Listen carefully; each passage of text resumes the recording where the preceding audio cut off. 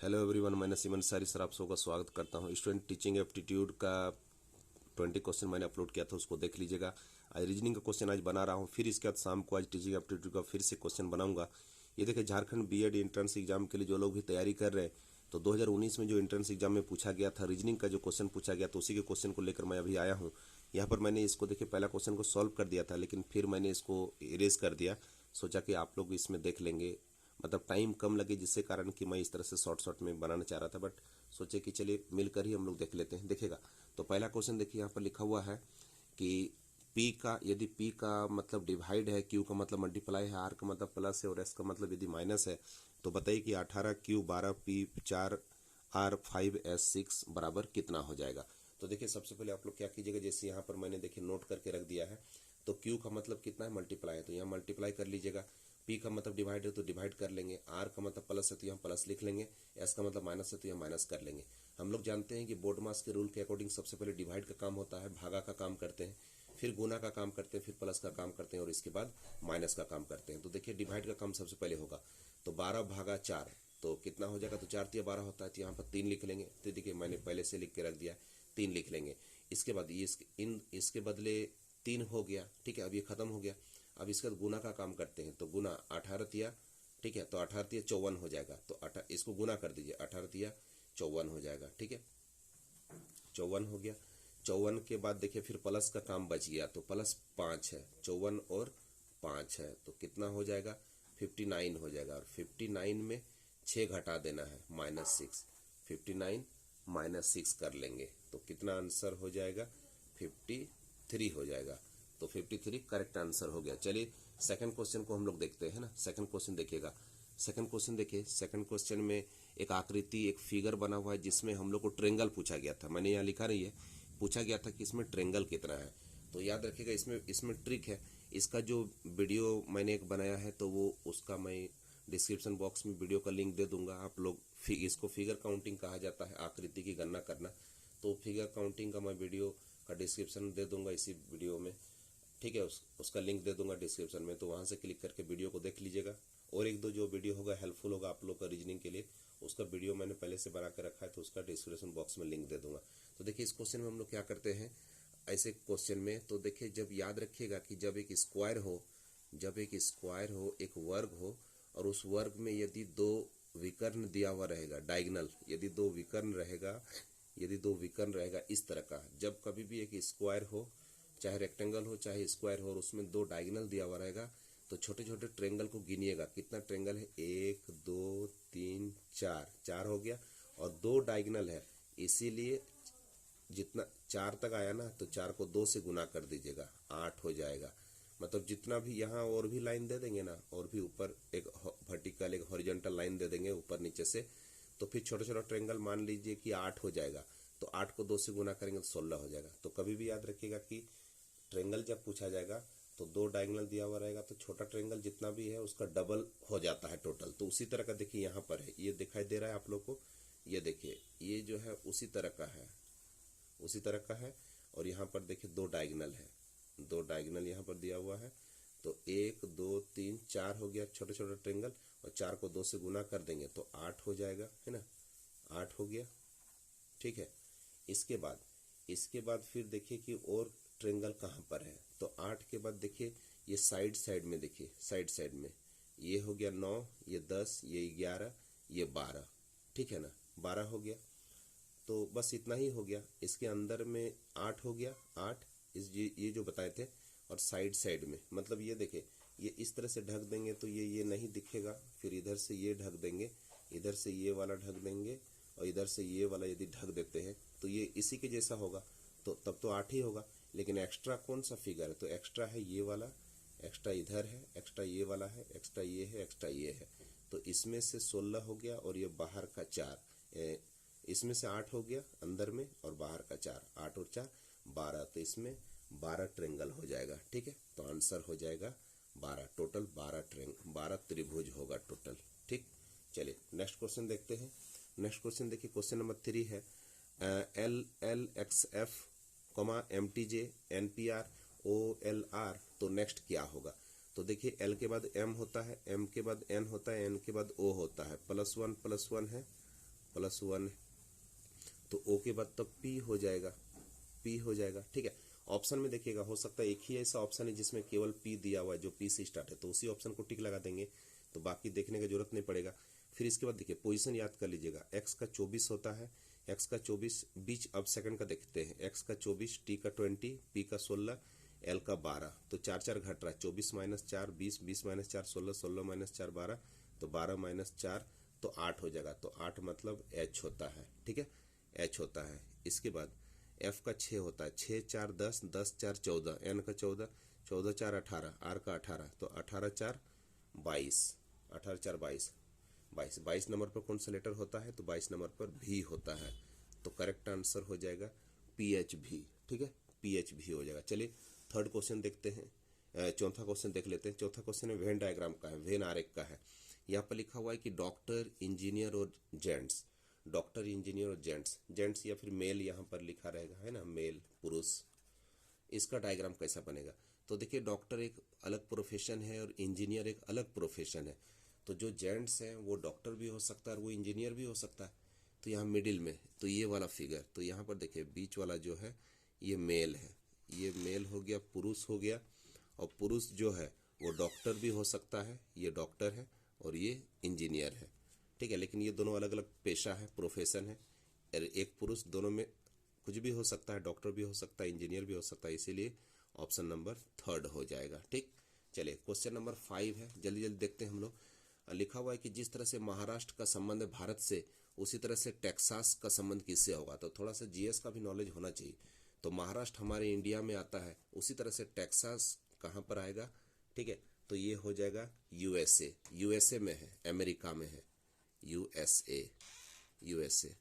ये मुझे इसलिए भी याद आया क्योंकि मैं जब भी कभी खाली रहता हूँ तो मैं WWE मैं देखता हूँ फाइटिंग, जिसमें अंडरटेकर को मैं काफ़ी पसंद करता हूँ। तो यहाँ पर अंडरटेकर का कभी कभी मैंने देखा है कि उनके टी शर्ट में या फिर कहीं उस तरह का जो कुछ कैप ये सब लगाते हैं, तो उसमें कभी कभी मैंने देखा है टेक्सास लिखा हुआ था, तो उससे मुझे याद आया कि ये लोग तो फाइटिंग तो वहीं होता है यूएसए में, तो उससे मुझे याद आया, तो यूएसए हो जाएगा। ठीक है, चलिए नेक्स्ट क्वेश्चन देखते हैं। नेक्स्ट क्वेश्चन है कि 72 का संबंध है 90 से, तो 156 का संबंध किससे होगा। तो देखिए यहाँ पर 72 और 90 देखने पर ही याद आ रहा है कि 9 का मल्टीपल में है, तो जिस तरह से 72 है 9 × 8, 9 8 72, और 90 कितना है, तो 9 दाहें 90। ठीक है, 9 दाहें 90, तो 9 × 8 और 9 × 10, मतलब एक बार 8 से मल्टीप्लाई हुआ और 8 के बाद 2 प्लस कर देंगे 10, तो 10 से मल्टीप्लाई हुआ। उसी तरह से 156, यानी आप लोग को टेबल याद रहना चाहिए और स्क्वायर और क्यूब याद कर लीजिएगा। तो हम लोग जानते हैं कि 13 × 12, 13 × 12 156 होता है। ठीक है, तो उसी तरह से 13 × 12 के बाद 2 बढ़ा देंगे 14, तो 13 × 14 कर देंगे। तो यूनिट डिजिट पे 4 × 12 है 2, यूनिट डिजिट पे 2, जिस ऑप्शन में यूनिट डिजिट पे 2 होगा, ठीक है, तो ऑप्शन मैंने यहाँ नहीं दिया है, तो 182 हो जाएगा। ठीक है, 182 ऑप्शन जो दिया हुआ था ना, उसमें एक ही ऑप्शन था जिसके यूनिट डिजिट पे 2 था, तो 4 × 12 है 2 है, तो वही हो जाएगा। ठीक है, तो 182 हो जाएगा। चलिए नेक्स्ट क्वेश्चन देख लेते हैं। चलिए क्वेश्चन नंबर 7 है, वर्ग लिखा हुआ है ना, वर्ग हो गया, इसका बाद आयत हो गया, वृत्त हो गया, गोलक हो गया। इन चारों में से डिफरेंट कौन सा है, कौन सा विषम है, उसको चुनना है। तो गोलक जो है ये एक तरह से बॉल हो गया, बॉल हो गया, ये 3D शेप में होता है, लंबाई चौड़ाई ऊंचाई होता है, स्फेरिकल है ना, 3D शेप में है, और बाकी सब 2D है, बाकी सबका लंबाई और चौड़ाई होता है।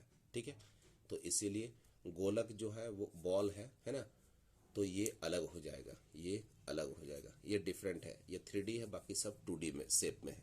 नेक्स्ट क्वेश्चन नंबर 8 देखिए, क्वेश्चन नंबर 8, AECGJN और MO, आप लोग पोजीशन जरूर याद कर लीजिएगा। ठीक है, मैं आप लोग को शॉर्ट ट्रिक एक दिन बताऊंगा कि कैसे अल्फ़ाबेट का पोजीशन याद जल्दी से हम लोग कर सकते हैं, ताकि याद रहेगा।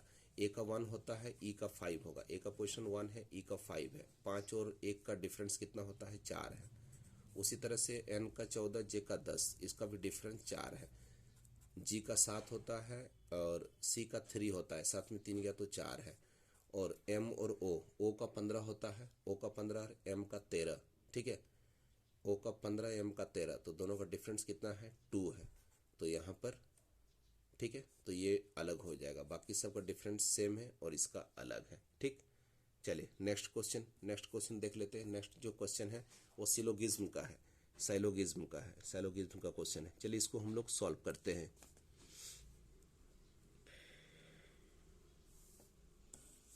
देखिएगा, इसमें वेंड स्टेटमेंट कंक्लूजन वाला है, स्टेटमेंट कंक्लूजन वाला है। इसके क्वेश्चन को कैसे बनाएंगे देखिएगा। इसका भी वीडियो मेरे पास बना हुआ है पहले से, इसका मैं लिंक डिस्क्रिप्शन बॉक्स में दे दूंगा। इसी वीडियो के डिस्क्रिप्शन बॉक्स में 2 4 5 लिंक दे दूंगा जितना हो पाएगा रीजनिंग का, ताकि डिटेल में आप उसको देख लीजिएगा। देखिए इसका स्टेटमेंट सबसे पहले बनाते हैं। स्टेटमेंट लिखा है कि कोई वर्ग आयत नहीं है, कोई भी वर्ग आयत नहीं है, तो वर्ग अलग हो जाएगा, आयत अलग हो जाएगा। वर्ग, कोई भी जो वर्ग है वो क्या है, आयत नहीं है, आयत नहीं है, दोनों अलग अलग हो गया।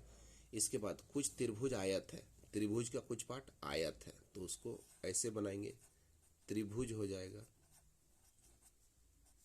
कुछ त्रिभुज आयत हो गया। ठीक, कोई भी वर्ग आयत नहीं और कुछ आयत त्रिभुज है। अब देखिए कंक्लूजन, यहाँ पर निष्कर्ष, यहाँ पर देखिए क्या लिखा हुआ है। कंक्लूजन है कि कुछ त्रिभुज वर्ग है, कुछ त्रिभुज वर्ग पूछा जा रहा है, तो ये तो अलग अलग है, इसके बारे में नहीं बोल सकते हैं, इसके बारे में हम नहीं बोल सकते हैं। ठीक है, कांड से। इसके बाद कुछ त्रिभुज आयत है, कुछ त्रिभुज आयत है, ये तो वही दिया हुआ है जो कि स्टेटमेंट में था, तो ये सही हो जाएगा। रीस्टेटमेंट को सही कीजिएगा। ठीक है, तो ऑप्शन नंबर 2 यहाँ पर कंक्लूजन 2 जो है ये सही हो जाएगा। ठीक, चलिए नेक्स्ट क्वेश्चन देखते हैं। मिसिंग, इसके बाद मिसिंग कैरेक्टर का है, मिसिंग नंबर का है। 7 है, 51 है, 2 है, 6 है, 40 है, 4 है, 5 है, 28 है, तो आगे क्या होगा। नेक्स्ट क्वेश्चन में, नेक्स्ट क्वेश्चन मार्क में इस प्लेस पे क्या होगा। तो देखिए यहाँ पर ये बड़ा नंबर है, ये बड़ा नंबर है, और ये छोटा है। ठीक है, तो कभी इसमें रो में भी सॉल्व करना पड़ सकता है, कभी कॉलम में भी करना पड़ सकता है। ठीक है, इसका और भी मैं क्वेश्चन बाद में बताऊंगा। तो यहाँ पर देखिए इसका क्या लॉजिक है, जब आप प्रैक्टिस कीजिएगा तो आपका अप्रोच आपके माइंड में खुद से ही आने लगेगा कि ऐसे हो सकता है, वैसे हो सकता है। ठीक है, तो देखिए यहाँ पर 7 का जो स्क्वायर है, 7 का जो स्क्वायर है ना, 7 का जो स्क्वायर है वो कितना हो जाएगा, 49 होता है, 49। ठीक, 49 होता है, 49 को में 2 जोड़ देंगे तो 51 हो जाएगा। ठीक, उसी तरह से 6 का स्क्वायर करेंगे तो 36 हो जाएगा, और 36 में से 4 को जब जोड़ेंगे तो 40 हो जाता है। उसी तरह 5 का स्क्वायर 25 हो जाएगा, और 25 में कितना जोड़ेंगे कि 28 होगा, तो यहाँ पर क्या होगा, तो 3 हो जाएगा। ठीक, तो करेक्ट आंसर यहाँ पर 3 हो गया। चलिए नेक्स्ट क्वेश्चन देख लेते हैं। नेक्स्ट क्वेश्चन है 6 है, 11 है, 18 है, 27 है, 38 है, क्वेश्चन मार्क है, और 66 है, तो यहाँ पर क्या होगा। तो सब इंक्रीजिंग ऑर्डर में है, सब बढ़ते क्रम में है। ठीक है, बढ़ते क्रम में है। तो देख लेते, ऐसा क्वेश्चन कभी भी रहेगा तो 2 कंसेक्यूटिव नंबर्स का डिफरेंस देखिएगा, 2 लगातार संख्याओं का देखिएगा अंतर कितना है, तो 6 और 5 11 होता है। ठीक, इसे 11 में कितना जोड़ देंगे, तो 11 और 7 18 होता है। इसके बाद 18 और 9 जो है वो 27 होता है। इसके बाद 27 और कितना 11, 27 और 11 होता है 38। तो देखिए कंसेक्यूटिव ऑड नंबर्स, लगातार विषम संख्या बढ़ रहा है, 5 फिर 7 फिर 9 फिर 11, तो अब कितना बढ़ना चाहिए, तो अब 13 बढ़ना चाहिए। तो 38 में 13 जोड़ दीजिए तो कितना हो जाएगा, 51 हो जाएगा। ठीक, फिर 51 में 15 जोड़ देंगे तो CTC यानी प्रूव हो गया, सही है। ठीक है ना, तो 51 आंसर हो जाएगा। चलिए हम लोग नेक्स्ट क्वेश्चन को देख लेते हैं। देखिए नेक्स्ट क्वेश्चन है कि यदि बादल को सफ़ेद कहा जाए, सफ़ेद को वर्षा कहा जाए, वर्षा को हरा कहा जाए, हरा को हवा कहा जाए, हरा को नीला कहा जाए, नीला को पानी कहते हैं कहा जाए, तो बताइए कि पक्षी कहाँ पर उड़ते हैं। तो पक्षी जो हैं वो हवा में उड़ते हैं। ठीक है, पक्षी हवा में उड़ते हैं। तो यहाँ पर देखिएगा कि हवा को क्या कहा गया है, तो यहाँ पर लिखा हुआ है कि देख लीजिए, हवा, हवा को नीला कहा गया है, हवा को लिखा है ना, हवा को नीला कहा गया है, इसीलिए पक्षी कहाँ उड़ेंगे, तो पक्षी नीला में उड़ेंगे। नीला एक ऑप्शन होगा, उसको आप लोग टिक लगा दीजिएगा। ठीक, चलिए नेक्स्ट देख लेते हैं कि नेक्स्ट क्वेश्चन क्या है। यदि मोहन अपने घर से सूर्य को मंदिर के पीछे उगता हुआ देखता है, हम लोग जानते हैं कि sun rises in the east and sets on the west, सूरज पूरब दिशा से उगती है और पश्चिम में डूबती है, और ये डायरेक्शन आप लोग को पता होना चाहिए, ये ईस्ट है, ये वेस्ट है, ये नॉर्थ हो गया और ये साउथ हो गया। ठीक है, इसको पूरब कहा जाता है। ये पूरब हो गया, ये पश्चिम हो गया, इधर उत्तर हो गया, इधर उत्तर हो गया और इधर दक्षिण हो गया। ठीक, तो क्या लिखा हुआ है, मान लीजिए कि ये कोई रास्ता है। ठीक है, मान लीजिए कि ये कोई रास्ता है। ठीक है, ये एक रास्ता हो गया और मोहन क्या कर रहा है, सूरज को उगते हुए देखता है। तो मान लीजिए कि यहाँ पर सूरज है। ठीक है, और यहाँ पर मंदिर है। मान लीजिए कि ये मंदिर है, ये मंदिर है। ठीक, और मंदिर के ही पीछे में सूरज को उगते हुए देख रहा है। तो ये मान लेते हैं कि सूरज है। ठीक, ये सूरज है और मॉर्निंग के समय में सूरज किधर होगा, पूरब में होगा।